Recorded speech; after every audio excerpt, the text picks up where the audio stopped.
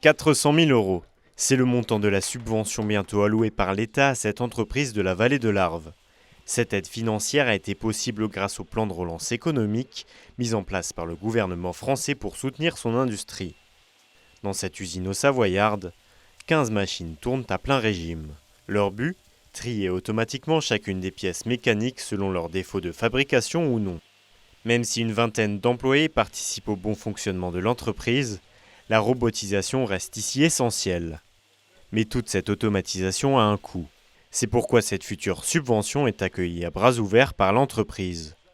Alors, il faut bien voir que une enveloppe de cet ordre-là, c'est un tremplin formidable pour une entreprise de petite taille comme la nôtre. C'est une enveloppe qui est conséquente, qui rentre en plus dans un cadre de développement qui est vraiment très cadré, très connu, anticipé. Donc c'est extrêmement bienvenu, je serais malvenu de dire le contraire.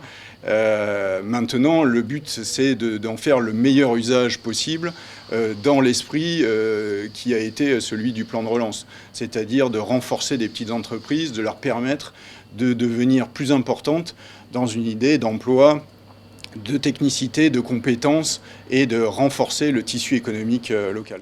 En visite dans l'usine ce matin, le sous-préfet de Bonneville est venu apporter tout son soutien aux entreprises novatrices de la vallée de l'Arve.